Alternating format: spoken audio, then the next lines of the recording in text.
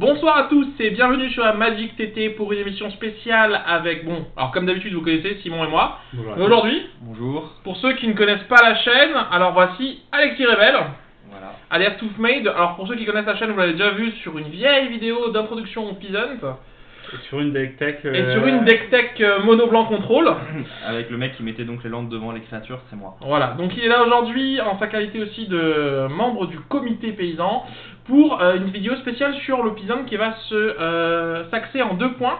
Le premier point, c'est qu'on va faire une découverte de l'édition Les Guildes de Ravnica ensemble avec un peu les nouveaux ajouts qu'il y a. Et le deuxième point, c'est sur une vidéo sur l'annonce des bans qu'il y a eu cette semaine. Alors on n'a pas pu faire le live, on avait prévu un live mais malheureusement nos emplois du temps ne nous l'ont pas permis. Donc on fait cette vidéo un petit peu post-information pour en débattre un petit peu et vous donner nos avis sur tout ça. Enfin lui son avis il a déjà donné puisqu'il fait partie du comité, mais nous on donnera le nôtre, même en sa présence, voilà. Genre en mode si on trouve que c'est nul on lui dira... Non je rigole. Donc c'est parti, première partie de la vidéo. On va découvrir avec vous les cartes qu'on a mis de côté. Alors, sachez que c'est pas toutes les cartes de l'édition, des communes, il y en a plein, des unco aussi. Là, on vous a fait un petit palmarès des cartes qu'on pense qui peuvent être jouées. Parce que je veux dire, voilà. Alors, on vous a pas fait comme pour les vidéos modernes les fausses bonnes idées, parce que franchement, on en aurait pour 10 ans. Toutes les unco, Du coup, là, on a pris à peu près les vraies bonnes idées. Alors, je pense que la créature bleue qu'on a en premier, on va la laisser pour la fin, peut-être. Ça marche. Parce que c'est celle qui a fait beaucoup parler d'elle dans tous les formats possibles, je crois. On va commencer. Et on commence par un dualiste ferry. Alors pourquoi c'est pourquoi c'est ici? Je crois que c'est ici juste à cause d'une seule chose. C'est à côté de créature, il y a marqué... Peuple fait. Voilà. Il y a marqué flash aussi. Il y a marqué flash. Donc là, on a une carte qui est commune. Donc déjà, voilà, ça prend pas de slot d'unco. Qui a un 2 vol flash, donc qui rentre totalement dans fait, et qui permet, qui a un petit effet d'arriver en jeu qui est sympa, qui permet de donner -2/-0 à une créature attaquante, ou une créature en fait, tout court, et du coup, ça peut être sympa quand on est contre dans une sorte de... contre un jeu où on va un peu faire la course, de pouvoir poser une bête, pouvoir prendre 2 dégâts en moins, ou même pouvoir faire un trade qui finalement nous est avantageux. C'est plutôt cool, je pense que c'est une carte qui peut rentrer. Alors, est-ce que ce serait pas plutôt du side que du main deck? Ça pourrait être du side.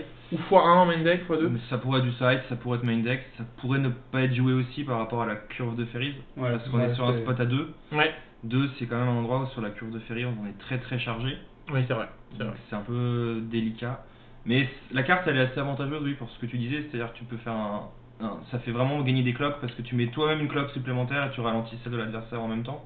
C'est un bon bloqueur quand t'as Wind aussi, parce que 2-3 dans le format c'est un bon bloqueur. C'est ça, c'est ça. Mais est-ce que c'est pas... Parce qu'il y a toujours un slot d'unco un peu libre dans Ferries. Est-ce que c'est pas mieux celui qui bounce en flash, 2-2 flash? C'est une commune ça. Ça c'est une commune en fait. Et l'avantage c'est t'as toujours un slot, l'avantage contrairement à ouais. beaucoup de cartes de Ferries qui sont toutes 1-1. Mais là justement t'as une 2-2 qui bounce une de tes Oui, créatures. ça peut être un stat en plus, mais ce que je veux dire là c'est que t'as un slot qui te prend pas électrotromperie, qui te prend pas nausée, déjà. Et qui te permet de garder en... Genre t'es là, dans ta main, t'as ton counter spell ou t'as Farfadette. Tu vois que le mec il joue rien d'intéressant. Bah tu peux la poser fin de tour, sans te dire j'ai perdu une Farfadette de ma main, tu vois, et ça permet Moi, quand même le seul problème que j'ai, c'est que je vois aucune carte moins bonne qu'elle, en fait, dans le deck. Ça c'est une bonne réflexion. Oui, c'est juste ça. C'est sûr, je sais pas. Après, comme dit, à mon avis, ça rentre pas plus en x1, x2, quoi. C'est pas une carte qui va rentrer. Et même, tu vois, par rapport à des trucs qui sont pas vraiment joués, par rapport à Pastormite, qui est Ferries aussi, qui est pas joué. Qui coûte 3. Qui coûte 3, mais qui a aussi la même qualité, c'est-à-dire celle de réduire la cloque adverse, puisque tu peux taper une bête ou un land pour gagner du temps. Je sais pas, voilà, on l'a mis là, peut-être que ça rentrera, peut-être que ça rentrera pas. C'est peut-être une fausse bonne idée, justement. Ça rentrera peut-être en side aussi. Ouais, ou en fait, plus... Ok, on continue, du coup, à côté de ça... Allez. Là, ils l'ont mis, mais juste pour me troller. Voilà. Allez, c'est Simic Cousin. Simic, c'est fort. Ça va devenir un mème dans cette émission.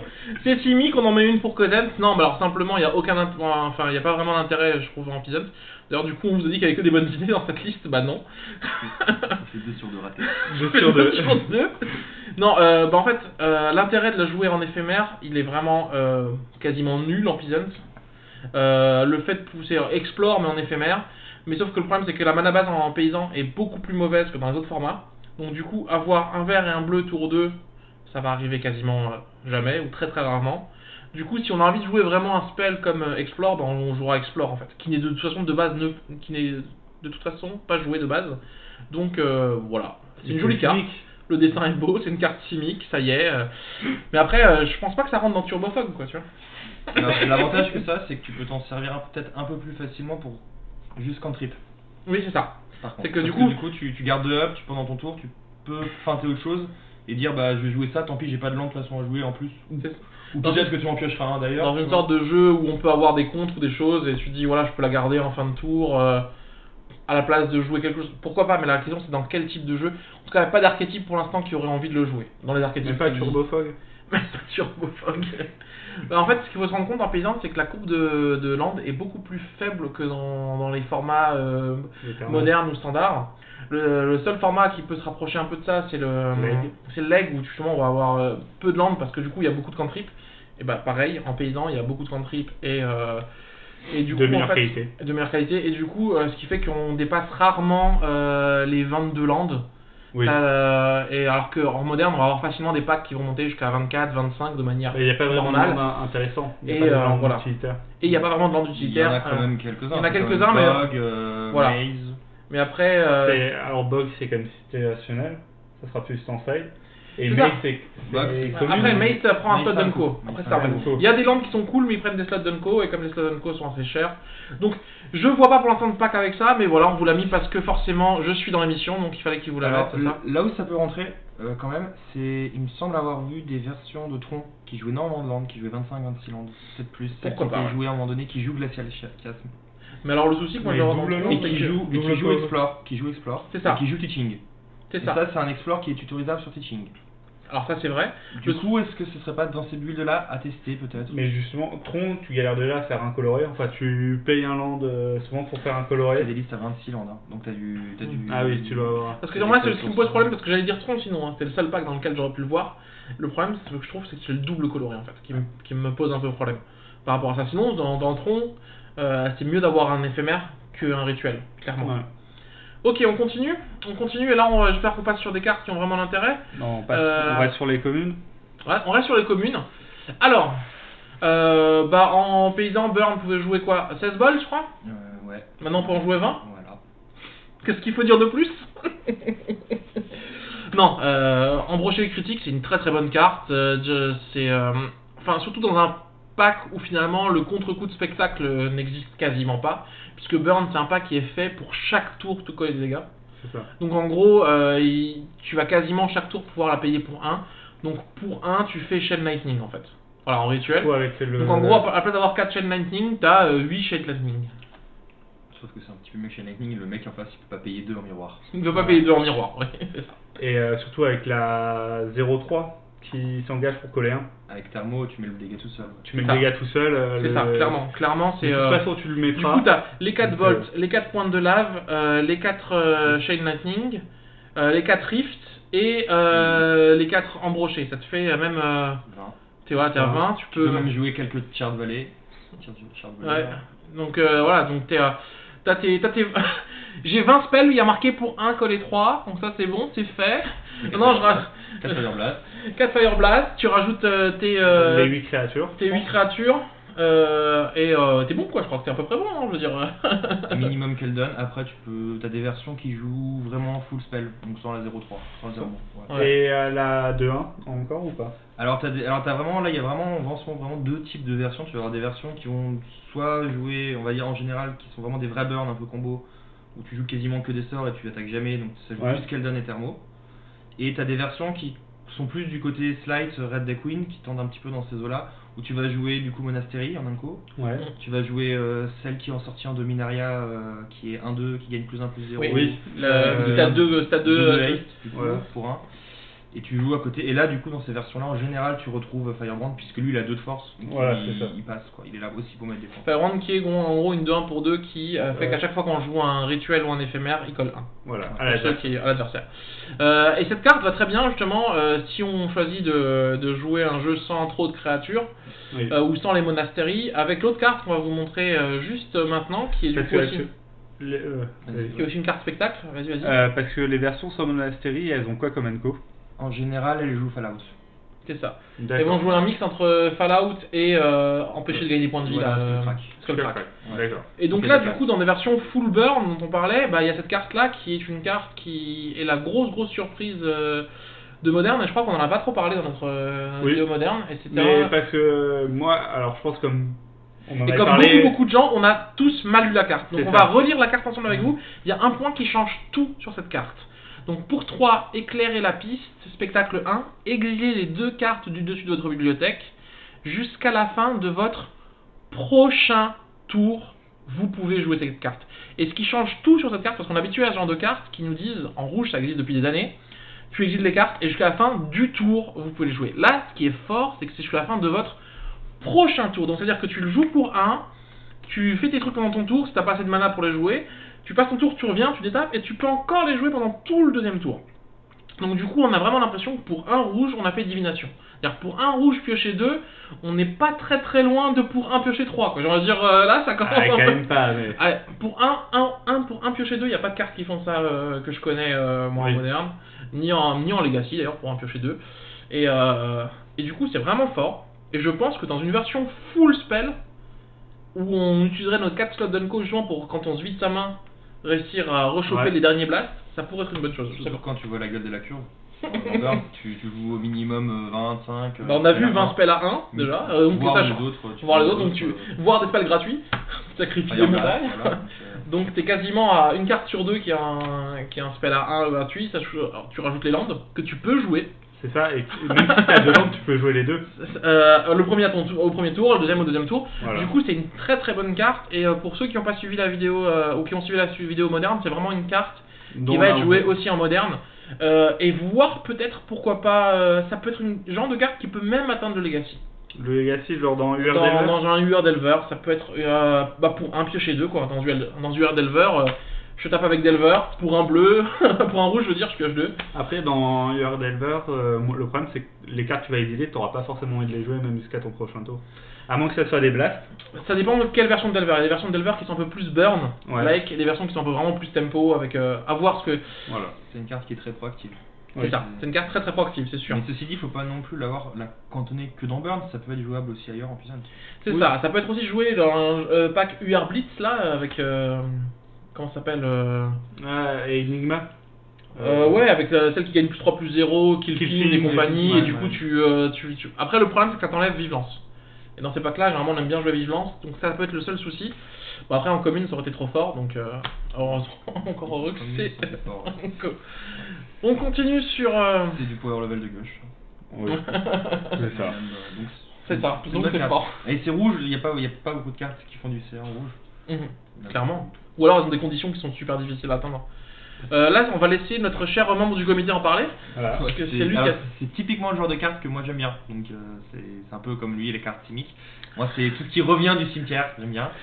Et non, c'est un effet qui est assez intéressant puisque tu remontes 2 cartes pour une seule carte, donc ça fait CA+1. C'est une stunt. Et inversement, généralement, ces cartes qui font cet effet-là, qui permettent de récupérer les trucs du cimetière, elles s'exilent toutes pour éviter de faire des loops. Et elles s'exilent pas, donc tu peux faire des loops quasiment infinis avec. Par exemple, tu peux remonter un wall qui va permettre de la remonter et remonter ainsi de suite quasiment toutes les bêtes qui sont mortes dans ton cimetière. Donc c'est rigolo. Est-ce que ça va être joué? Non, pas forcément. Mais c'est une carte de plus qui fait du C en vert. Il y en a quand même, commence à y en avoir pas mal, hein, parce que t'as Witness, t'as Sylvan Lib, ça. Puis c'est en éphémère. Après, le seul souci que moi cette carte me pose, c'est contrairement à Witness qui te dit n'importe quelle carte du cimetière, là c'est une carte de permanent. Du coup, si t'as envie de reprendre par exemple un cantrip ou un spell, parce que si ça avait été n'importe quelle carte, je pense que ça aurait été une carte qui aurait pu rentrer à la place du piocher 3, d'étaper 2 dans Ghostly, parce que du coup tu fais pour 2 en éphémère, je reprends 2 cantrips et puis c'est cool. Oui, c'est cool. Mais là le problème c'est que c'est juste permanent quoi. Donc du coup ça demande quand même un setup dans le sens où voilà, tous tes éphémères rituels, tu peux pas les rechoper avec. Oui, c'est sûr. C'est une carte qui demande un peu à builder autour, mais c'est un truc qui est jouable dans des échelles très spécifiques, quoi. Ok, cool. Continuons. Alors, du coup, on arrive sur notre avant-dernière. Alors, c'est une carte qui, pour les vieux joueurs, on va vous rappeler une carte qui ressemble, mais même dans le concept, même un peu dans le type de dessin, les gens qui ont connu à l'époque les feux de la Yavimaya. Donc les feux d'Aya Maya, c'est pareil, c'est une Unco, c'était pour un générique, un rouge, un vert. Toutes les créatures que vous contrôlez ont la célérité, et on pouvait sacrifier l'enchantement pour faire gagner plus 2/+2 à une créature jusqu'à la fin du tour. Voilà. Donc là, on a la version up de cette carte. Oui. Légèrement. Où pour 3, on a le choix en fait. Non, on a déjà un premier effet qui fait que les sorts de créatures que vous contrôlez ne peuvent pas être contrecarrés. Donc là, tu places ça, tu dis, bon, tes counter spells, tes foils, tes machins en main, je m'en bats les reins. Ouais. Laisse-moi tranquille. Tu jouais mono bleu, bah fallait contrer absolument ça en fait. C'est-à-dire que tu forces le joueur de mono bleu à contrer ça, et s'il ne le contre pas, tu le mets un peu dans l'espace. Et ensuite, tu as cette capacité sur laquelle je me suis trompé, que je trouvais intéressante, mais qui est encore plus intéressante que je pensais, qui est la capacité émeute, riot en anglais, qui te permet de choisir si ta créature elle arrive en jeu, soit avec la célérité, soit avec un +1/+1. Alors pourquoi c'est important? Elle arrive en jeu. Donc c'est pas un trigger. C'est Oui. pas j'arrive en jeu et je choisis quand elle arrive en jeu si elle a la célérité ou marqueur +1/+1. Parce que du coup dans ce cas-là, l'adversaire pourrait répondre, en réponse à un marqueur +1/+1, si elle a 3 de défense, je peux la tuer. Alors, là, elle arrive en tant que telle. C'est un peu comme les cartes comme Caverne des âmes ou les cartes qui font au moment où. Pas que. Donc ça, c'est une première chose qui est super intéressante. La deuxième chose qui est super intéressante, c'est que c'est une capacité qui est cumulable. Et ça, je ne savais pas au début. Je me dis non, c'est pas cumulable. Tu vois, tu donnes la capacité. C'est comme je me dis, tu donnes piétinement. Bah voilà, il a des piétinement, il va avoir 2 fois piétinement. Et en fait, non, c'est une capacité cumulable. Donc ça veut dire que si on a 3, imaginons, 3 rythmes de la forêt sur le champ de bataille, ta créature 1/1, elle peut arriver soit en tant que 4/4, soit en tant que 4/4, soit en tant que 3/3 célérité. Potentiellement, elle peut arriver en tant que 1-1 avec 3 occurrences de la célérité. Et triple célérité. Et là, elle attaque encore plus vite qu'avant. Mais comme c'était marqué dans le texte qu'ils avaient fait, cette source, on va pas expliquer aux joueurs de Grul comment jouer leur carte. C'est ça. Mais en effet, c'est possible de la faire arriver 1-1 triplement célérité. C'est ça. Donc du coup, c'est une carte qui paraît intéressante.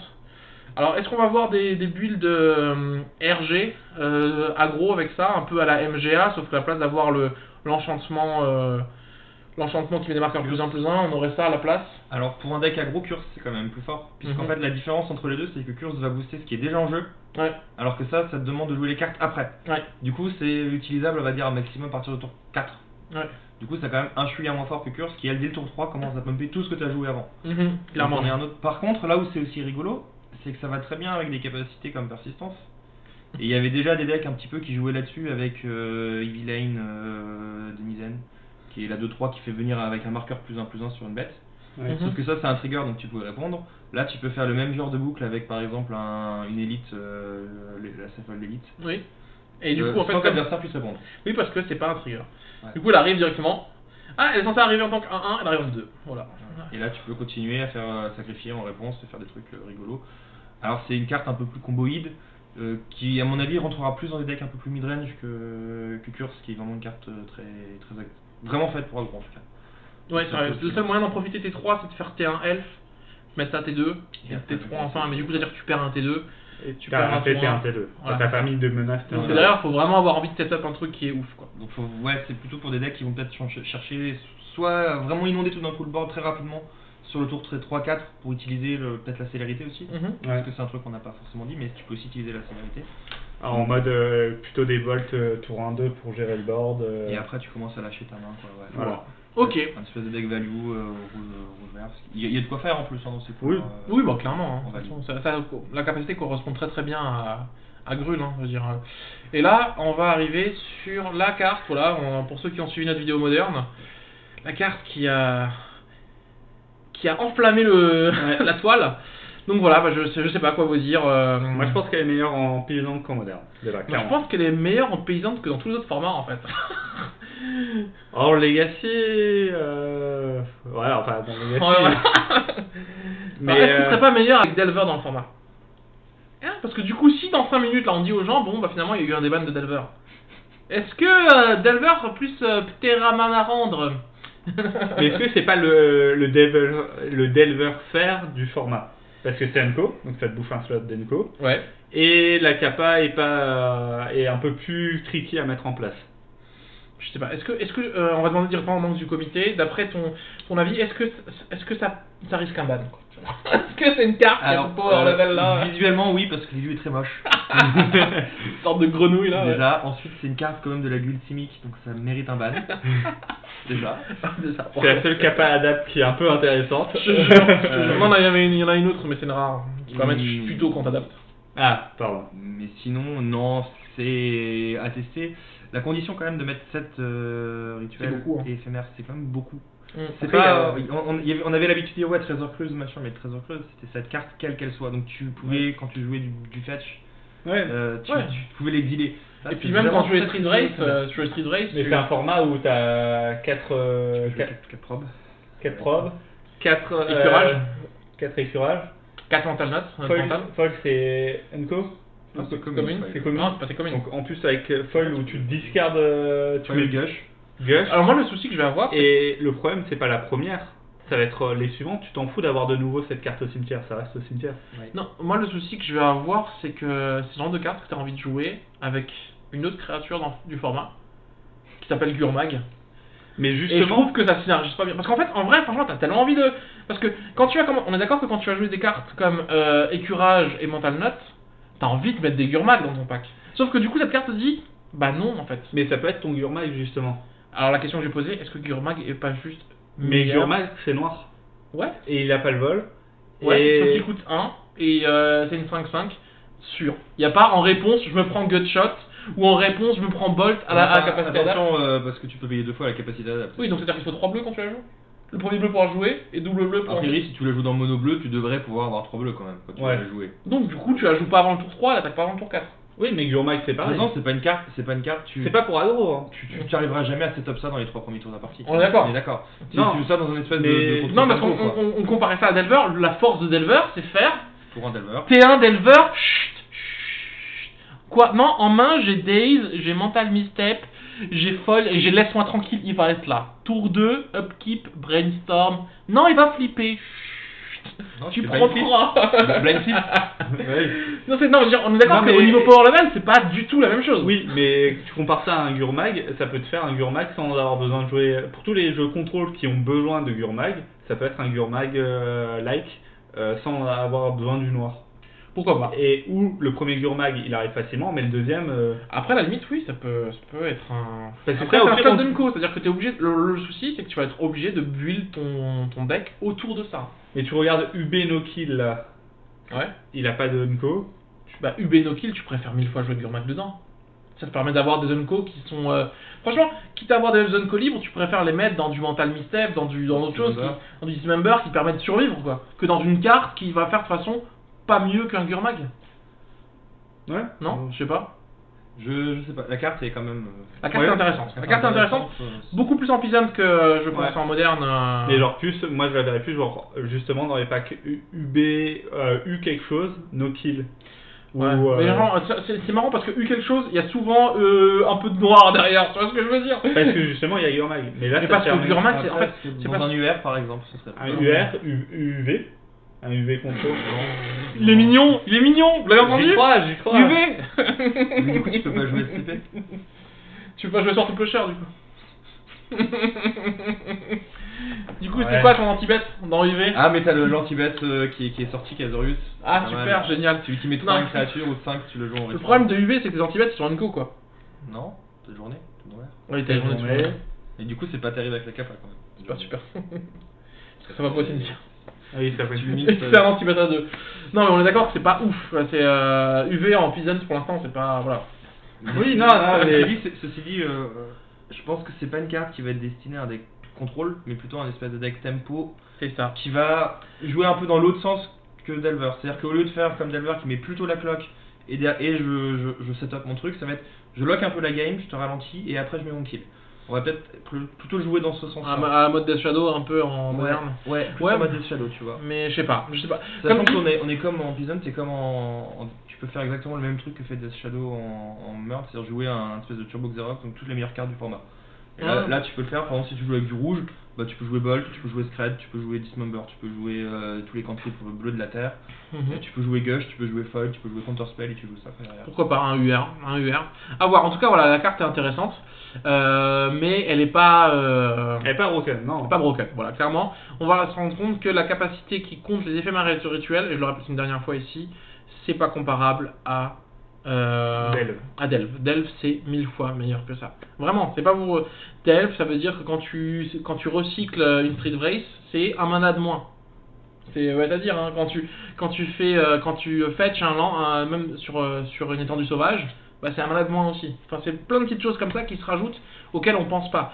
Voilà, donc c'est des petites choses là. Quand tu discardes des cartes sur foil, c'est 3 mana.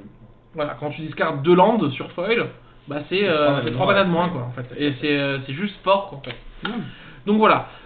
Sur ce, nous on a à peu près tout dit sur ces premières cartes là. S'il y a d'autres cartes qu'on n'a pas vues, et c'est possible, comme on le répète à chaque émission, on n'a pas la science infuse, on ne prétend pas dire la vérité, et c'est pas parce qu'on est un membre du comité qu'il a forcément plus raison aussi. J'ai raison. Donc on donne nos impressions à chaud, sachant qu'une impression ça peut toujours être fausse parce qu'il y a plein de choses qui peuvent arriver dans le format de cartes qu'on n'a pas vu qui interagissent avec. Si c'était aussi facile que ça de prévoir quelles cartes vont marcher, les pros joueurs de Magic seraient tous millionnaires parce qu'ils achèteraient des cartes qui vont perf ils les achèteraient fois 2000 exemplaires et ils les revendraient 10 fois le prix après quand ça marche. Si on était aussi bon, on jouerait pas Peasant, on jouerait dans des Pro Tours. Et puis on jouerait à la bourse aussi, si on arrive à voir comment les courants marchaient. Donc du coup, voilà, il y a toujours possibilité qu'on se trompe.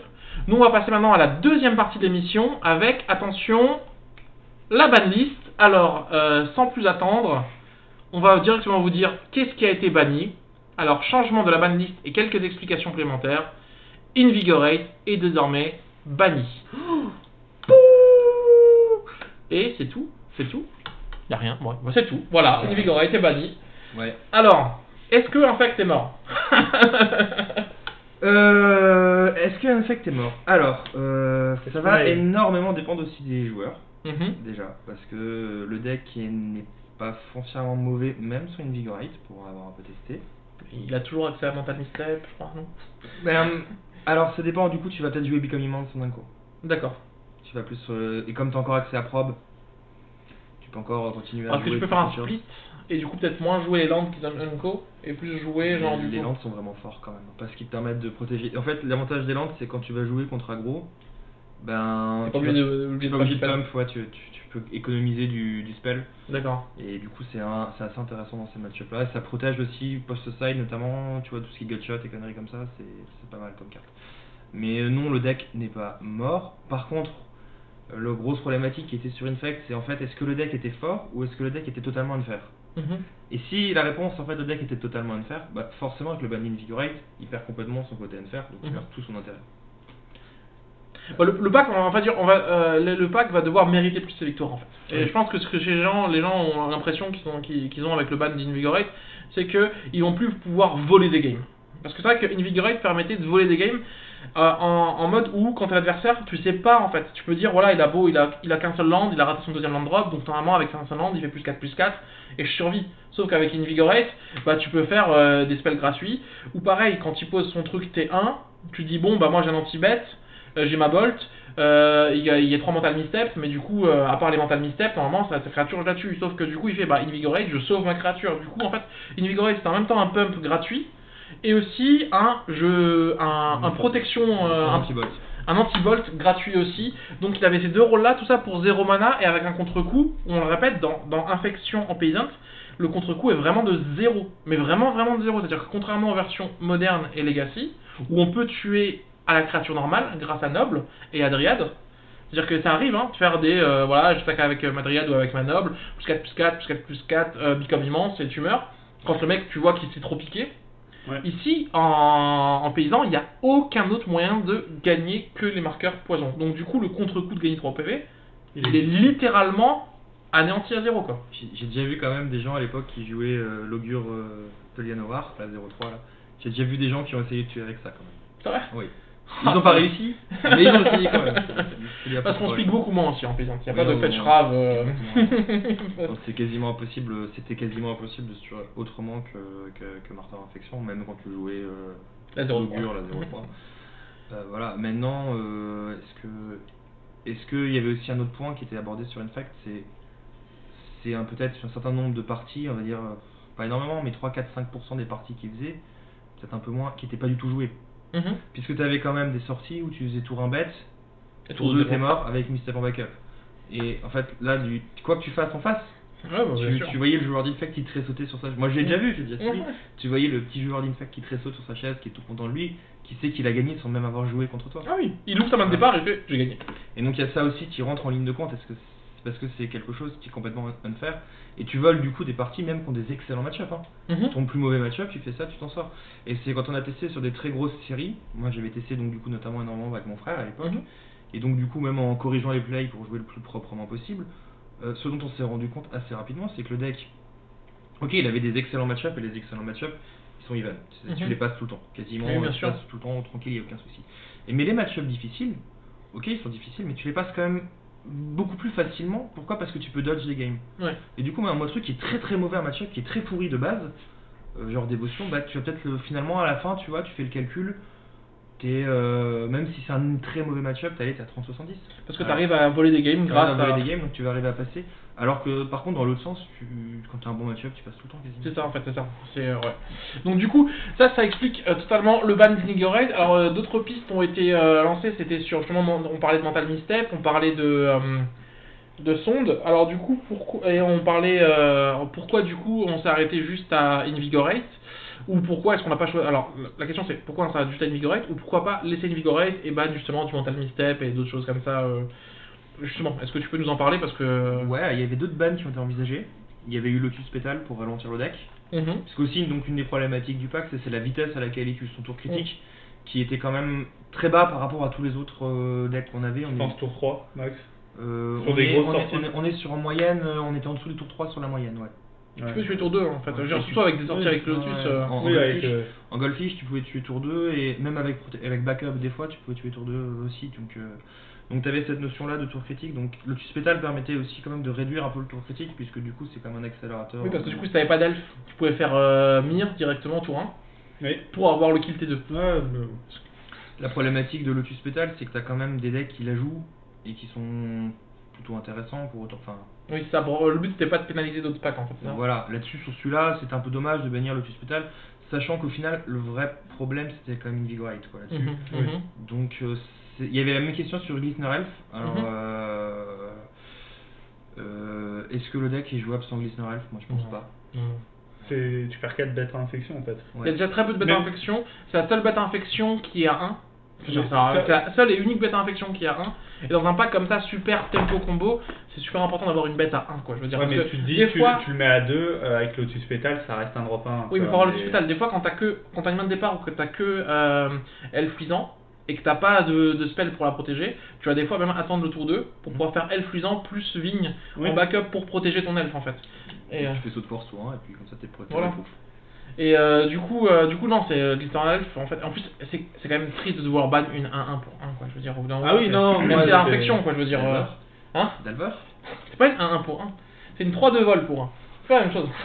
Là, du coup, avec infection, ça ferait une 2-2 pour 1. Pardon, c'est vrai, parce que du coup, les infections, c'est comme si c'était 2 dégâts. Mais bon. Mais ça avait été envisagé. Après, voilà, il y avait des. Le défaut, c'était que tu tuais quasiment le deck à tous les coups. Et en fait, au final, quitte à tuer le deck, autant bannir la carte qui est un vrai problème. C'est Invigorate. Voilà. Donc là-dessus. Et alors après, il y a eu d'autres choses. Il y a eu. Des bans Berserk. Alors, avant de parler des bans Berserk, il y a eu encore d'autres propositions qui étaient un peu plus violentes, qui étaient de bannir à la fois Invigorate et Gitaxian Probe.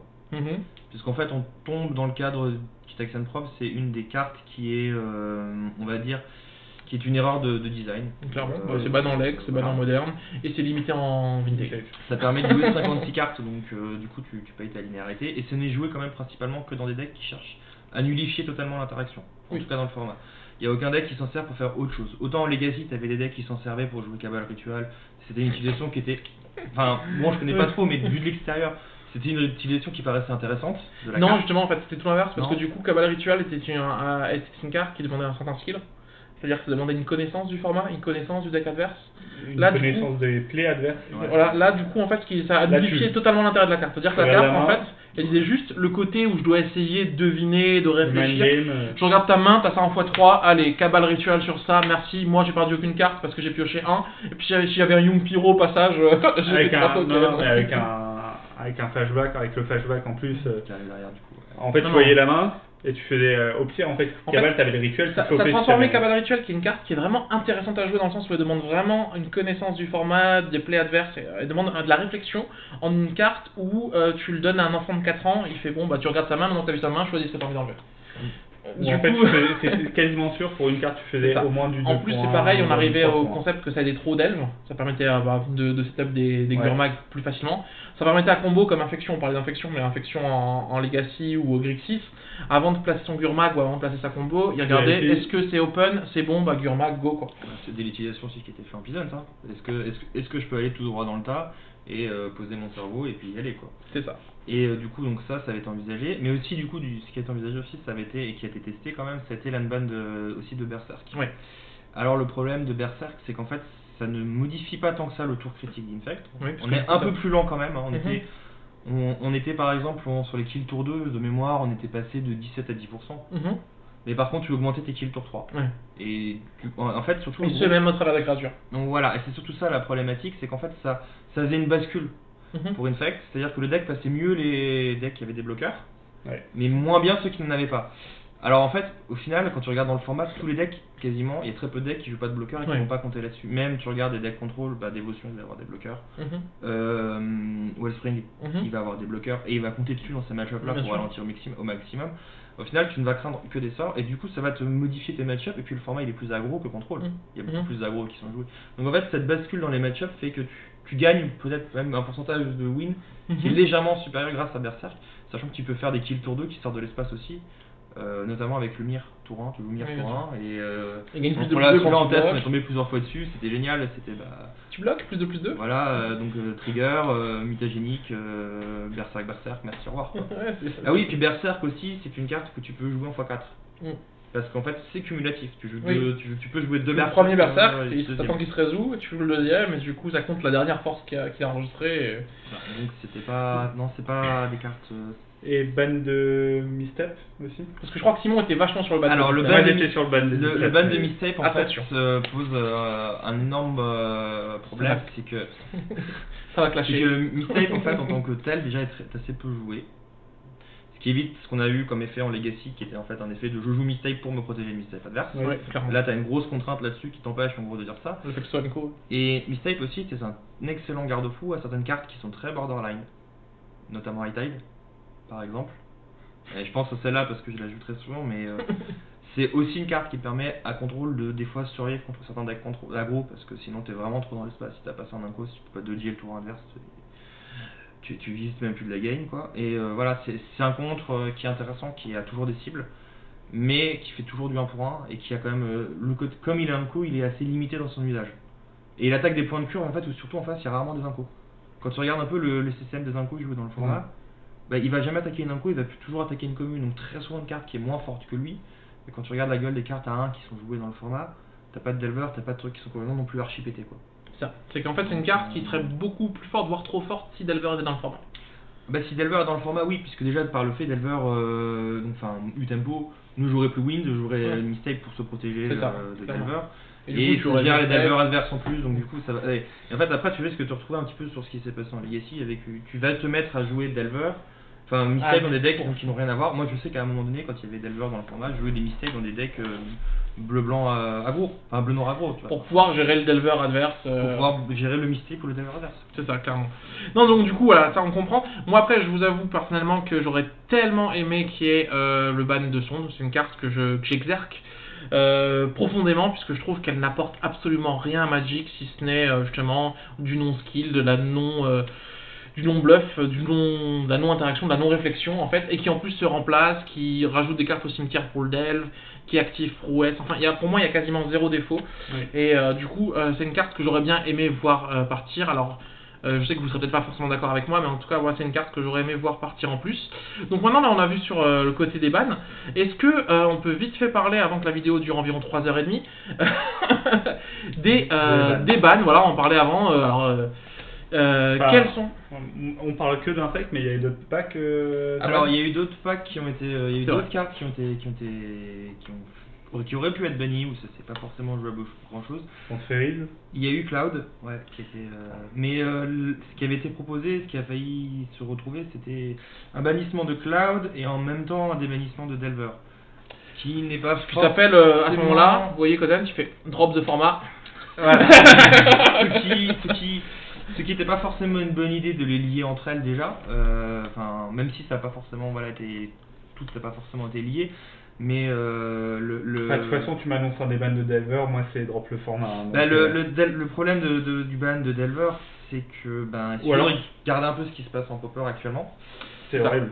C'est terrible. C'est terrible. Alors, C'est-à-dire que tu Gush, Foil, tu rajoutes Mistype dans l'équation, donc là t'es carrément. Ce qu'il faut se rendre compte, c'est que Delver, en fait, il te permet de pouvoir poser un truc T1 et le reste de la game, la seule chose que tu vas faire, c'est non, non, non, non, en mettant 3 par tour. Pour les gens qui jouent en Legacy, c'est exactement ce que les packs Delver font en Legacy.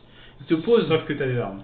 Hein, sauf qu'en face, t'as des armes. Sauf que là, du coup, t'as pas vraiment d'armes, puisque du coup, le pack Delver, avec le fait que Foil est passé en commune, Gush est banni en leg. Là, t'as Gush, t'as Foil, t'as Misstep qui est aussi banni en leg, t'as Daze, et voilà, les counterspell. Donc, c'est-à-dire qu'en gros, tu fais T1 Delver, et tu dis à l'adversaire, plus rien de ce que tu vas jouer ne passe.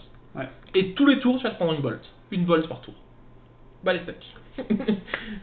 Donc, voilà. Mais sinon, oui, il y avait Koff qui pose question. Alors, ce qui était intéressant, c'est que du coup, Koff pose pas vraiment problème dans Ferries. Non. Voilà, mais même des versions de Ferries qui en jouaient juste 2. Voilà, moi titre individuel, jouer 2, 3. Ça veut dire que. La carte est très bonne. En fait, la carte crée, Koff dans Ferries, crée un espèce de biais cognitif parce qu'on ne se rappelle que des moments où tu fais tour 1 bête, tour 2 Koff, tour 2 into Koff, into wind. Ouais. Ça, les gens sont marqués. C'est un peu comme les into tourage qui arrachent game tour 2.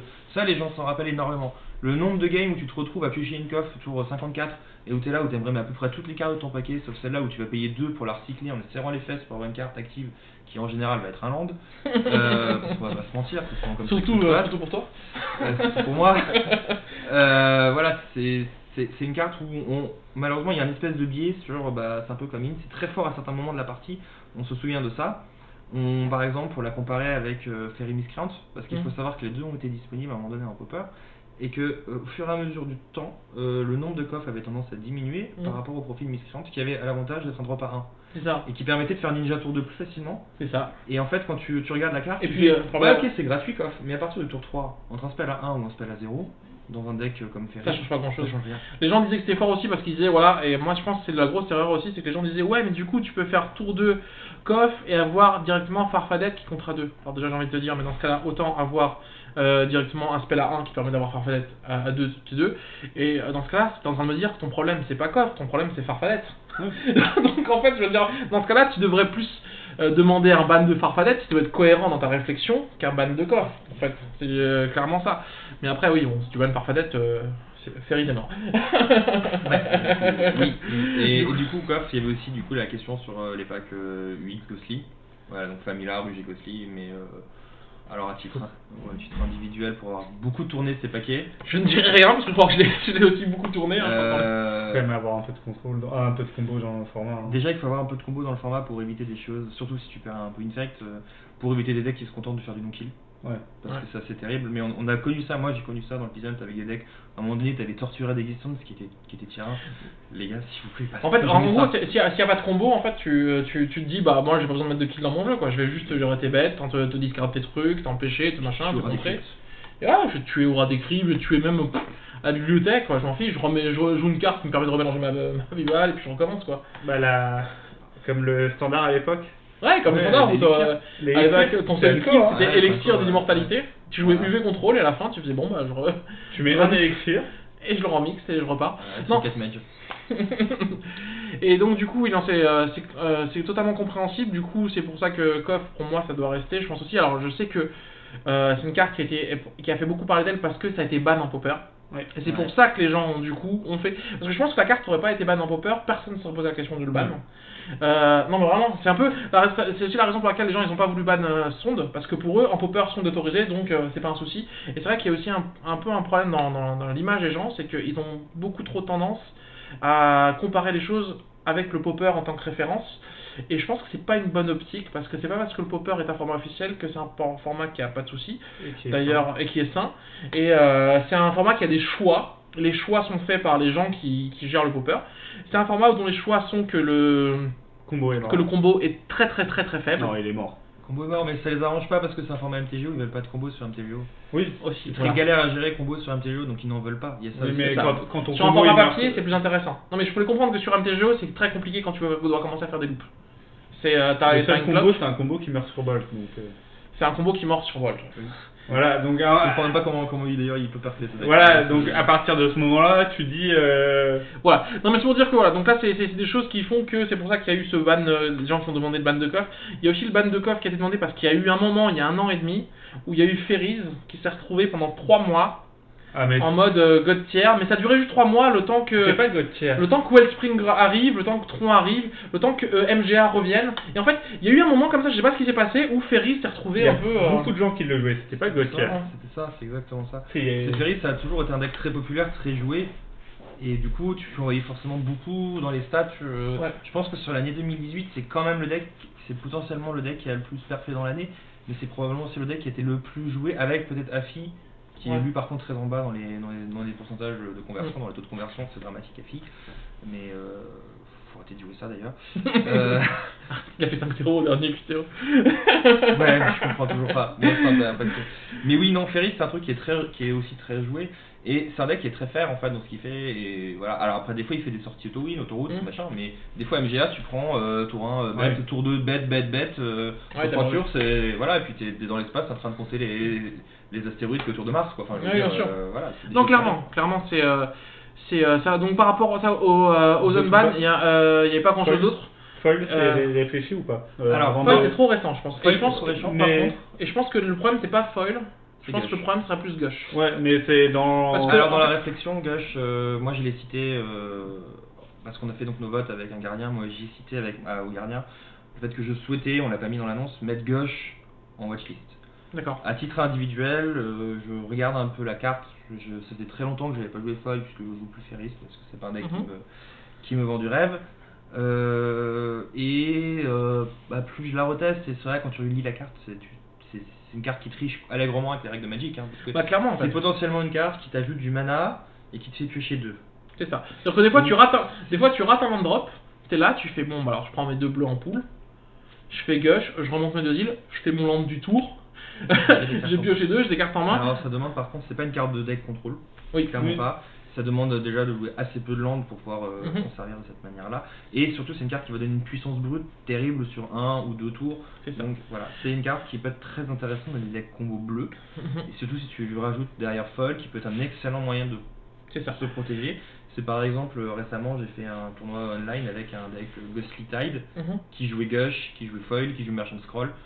Et dans ces 3 cartes, si je les cite, et High Tide, dans ces 4 cartes-là, ces 4 cartes-là, posent question sur ce qu'elles font. Clairement. Alors, on va pas se mentir, mais Tide, comme dit, Gush c'est ban, on est d'accord, c'est bien ban en leg, Gush c'est une carte qui est pas ban en leg pour rien. Et si jamais on devait chercher un ban, je pense pas qu'il se cherche en foil, parce que foil la carte est quand même totalement fair. Non, dans le sens où contrairement à faux, c'est du 3 pour 1. Contrairement à faux, elle te demande 2 cartes, dont une qui a l'obligation d'être une île. Donc c'est à dire que c'est beaucoup plus difficile d'avoir une île que d'avoir une carte bleue en main. Oui, non, du coup, plus l'autre carte. Donc du coup, Sauf si tu joues Gush. Voilà. Donc du coup, ça ce serait une carte qui serait en watchlist. Mais comme dit, le passage de foil à commune est trop récent. Oui, la preuve, c'est que même pour le citer en MTGO, il y a des gens qui s'attendaient un petit peu peut-être à un ban de Gush. Et en gros, ce qu'ils disaient c'est qu'il y a no change et que pour l'instant, ils ont bien vu que foil arrivait dans le format, dans les explications, mais qu'ils attendent de voir un peu comment ça va se passer. Ouais. Donc mal.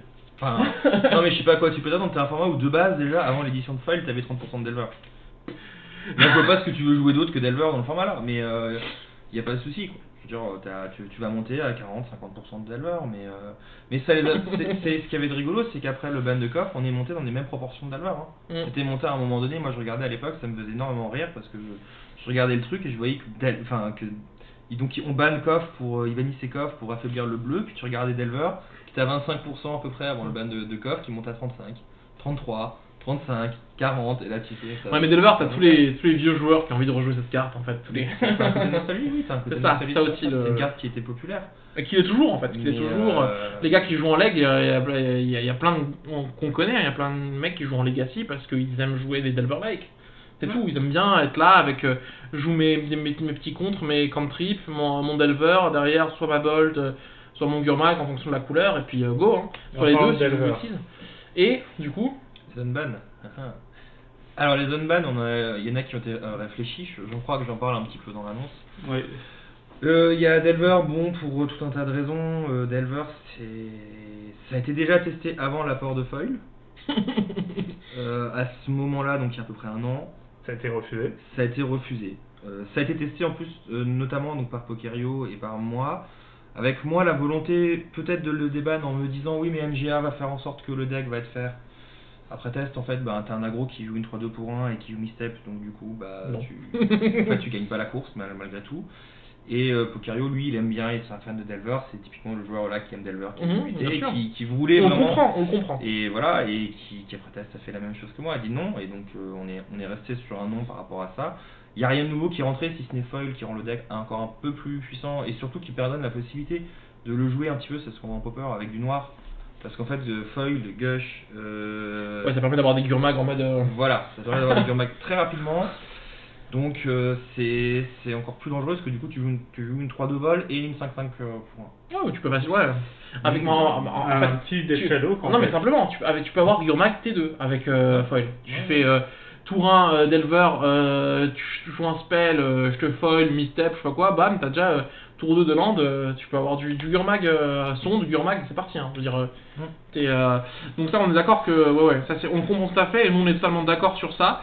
On va juste regarder un petit peu ça, je pense qu'on va pas s'attarder dessus. Il y a eu Imperial Recruiter et Mana Drain, et là, comme tu l'expliques bien, je pense que ça s'arrête plus à là. C'est que ces genres de cartes où toutes seules, on peut pas savoir leur power level. On a besoin de les voir dans des decks, on a besoin de les voir jouer contre d'autres decks. En plus, c'est des cartes qui peuvent rentrer dans plusieurs archétypes. C'est pas des cartes qui vont rentrer dans un archétype et tu sais comment la tester. Ouais. Tu sais que tu vas devoir build un deck qui n'existe peut-être pas forcément. Du coup, ça demande de build des decks différents.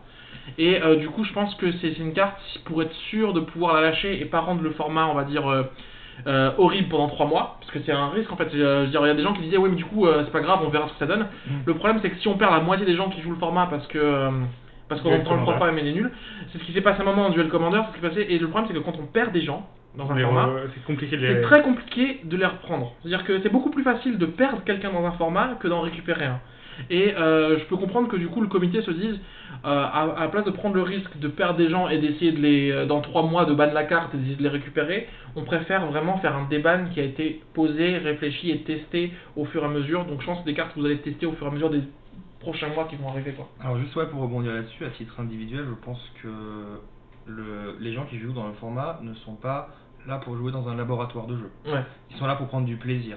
Donc nous, en tant que membres du comité, on est censé leur donner, dans un cadre de notre mission, un cadre de jeu, un environnement de jeu qui est agréable. C'est ça. Donc on n'est pas là pour dire, ah ouais, mais on va dében, je sais pas moi, j'ai un exemple à la con, Skullclamp, puis on va voir ce que ça donne. Voilà, on rentre pas, alors évidemment... Oui. Ou alors par exemple, on débanne Strip Mine, par exemple. Voilà, oui, par exemple. Et on voit ce que ça donne. On voit juste ce que ça donne. C'est le genre de choses qu'on n'a pas le droit de faire, qu'on peut pas faire. Oui. Donc on est obligé, nous on est garant par rapport à ça, de dire il faut qu'on garde des choses incohérentes, donc il faut qu'on teste. Et là en effet il y a 2 problèmes sur les 2 cartes que tu cites, sur Recruteur. Recruteur, on sait un peu ce que ça peut faire, puisque c'est une carte qui est un peu qu'on voit dans d'autres formats déjà, et qui a joué... Les combos sont limités aussi, enfin... Ouais, mais alors... C'est une carte pour avantager les combos... Mais pas que en fait, parce que c'est ce qu'on disait tout à l'heure, tu peux chercher Core Sky Fisher avec, et du coup en fait tu rentres dans un deck value, grind, qui est pas dégueulasse, qui existe déjà en fait, qui est Monarch, qui est Boros Monarch en fait, et ça rentre totalement dans la stratégie par exemple de ce deck là. Et tu peux le jouer aussi dans le deck combo, donc en fait le recruteur en tant que tel c'est une carte qui est peut-être totalement faire, mais qui peut rentrer dans beaucoup de trucs différents, donc il faut prendre quand même pas mal de temps pour tout appréhender, pour tout voir, sachant qu'en effet ça peut donner accès à des combos, notamment par exemple dans Boros qui peut avoir accès peut-être à des combos. Des choses voilà, qui sont ou aussi par rapport à la polyvalence du side. Oui. C'est parce que c'est quand même un démonique. Ouais, tu peux rentrer des x1 de créatures, genre le porte-drapeau ou je sais pas quoi, et bam, tu vas aller chercher parce que t'as tes 4 ou tes 3 3 recruteurs et du coup ça te permet d'avoir un side que du x1, x1, x1, x1. C'est un peu le même souci à l'époque avec Dominic Tutor quoi. Ah mais tu le compares à Descent Axis en leg, le recruteur blanc, déjà ça met une contrainte de build non négligeable. Ouais mais là en fait tu les as déjà les cartes. Quand tu regardes un peu les En fait styles, quand tu regardes, c'est beaucoup après, plus simple d'avoir des chercher. créatures qui ont une force de moins que des fois endurance. Oui. Et ce que je veux dire c'est que le power level des decks en face en Legacy et en Peasant c'est la même chose dans le sens Ouais, où, mais ça veut dire que tu poses sur 3 et après il faut encore que tu la poses de l'autre, tu vois. oui, mais sauf si à côté de ça t'as tes 8 volts. Ah, mais écoute, ça tu vas avoir des bols, tu vas avoir des bloqueurs aussi. Tu vas vas jouer un deck qui va bien. être basé sur des créatures, donc tu auras des blocs. Ouais. Tu vas avoir Et puis t'as pas de Belcher ou Double enfin si t'as un Double Spells, mais t'as pas de pack avec faux et compagnie, ou t'as pas de Cloud Post dans le format qui font que ouais super, fais ta value, moi au bout d'un moment je vais te faire un Ugin et puis... donc Après la carte est peut-être faire. Après la carte est faire en soi. Je veux dire, non, elle est peut-être débannissable, mais ça demande quand même de la tester dans différentes configurations de jeu. Et l'autre problème de la carte, c'est vrai, c'est que c'est une carte qui fait du tutoring. Et c'est de toute façon des cartes, ou même si c'est des bans et que ok, c'est hop, on débanne, de toute façon ce sera forcément des bans sur un moyen terme, pas plus, parce qu'à un moment donné, la carte aura trop de cibles, elle sera trop forte, elle reste trop propre. C'est-à-dire qu'au fur et à mesure que les éditions vont sortir, d'ailleurs c'est la raison de laquelle il y a eu le ban de pod, ils expliquaient bien, c'est que là ils disaient, le problème c'est qu'on peut commencer à ban des cibles de pod, le problème c'est que plus Magic avance, plus les nouvelles créatures, les nouvelles cartes arrivent, te bloquer là-dessus. Plus tu vas avoir des meilleures cartes à chercher, des meilleurs tutos, des meilleurs machins, et finalement c'est le problème des tutos, c'est le problème d'ailleurs des cartes qui ont été bannes de démonique et compagnie, c'est qu'au fur et à mesure de Magic avance, en fait c'est une carte qui est devenue pétée. Je suis pas sûr qu'en alpha démonique c'était pété, tu vois, je veux dire... Si démonique Tutor, c'est quand même... oui, démonique Tutor... Tu vas chercher Black Lotus... Mais t'en jouais déjà 4 ou 12 à l'époque, donc t'en fous en fait. Ça sera le recall. Je jouais 4 recalls comme... Non mais ce que je veux dire, voilà, c'est qu'il y avait ce côté-là, un peu les cartes à tuto, c'est toujours dangereux. Et pareil, là, le Mana Drain... Alors Mana Drain, la difficulté de Mana Drain, c'est qu'est-ce qu'on fait de cette carte. C'est un truc qu'on n'a jamais vu. Ça n'a jamais été légal dans le format, à l'inverse de Recruiter. Et alors, on parle de recruteur et Mana Drain, mais ça a un prix, non Beaucoup moins. Alors, et la raison pour laquelle Recruteur et Mana Drain ont été revenus en watchlist, c'est que Recruteur et Mana Drain ont été reprint et que du coup leur prix qui était à entre 100 et 200 euros est aujourd'hui entre 10 et 30 euros. Non. C'est recruteur déjà, c'est 30 minimum. 25, non, c'est 25. C'est du 20, c'est 20. Entre 22, le premier prix, regardez, c'est 22. Et pareil, Mana Drain, c'est 30, 34. C'est 37. Ça a remonté, ok, voilà. C'est 37. Non, mais je veux dire, c'est des cartes qui étaient à 200 euros avant, faut se rendre compte. Non, mais alors, on parle d'un format où on a parlé de Vial Il est hors de question, en tout cas me concernant, de débannir ces cartes et de les voir dans les terrains. Oui. Voilà, c'est qu'on se le dise. Il est hors de question que le meilleur ou parmi les meilleurs decks du format, ou un des quelques decks qui parmi les plus forts du format, ait comme contrainte, il soit obligé de jouer ces cartes-là. Ouais, parce que c'est sûr que 4 cartes à 40 euros, t'es là, tu fais bon, à 160 euros le carré. Parce qu'on parle d'un format où Vial a été envisagé pour le ban à cause du prix. C'est parce qu'à un moment, Vial tournait autour des 30, 35, je crois. Non, mais 30 euros. Vial n'a jamais été sérieusement... Enfin, des gens voulaient que, sauf que la difficulté c'est que Vial n'a jamais été discuté. Parce que Vial n'a jamais vraiment perfait. La Vial n'a jamais été jouable dans un vrai deck. Ouais. Le jour où Vial est dans un terrain, la question la question se posera même. C'est pas pourra, c'est la question se posera à ce moment-là. Ouais.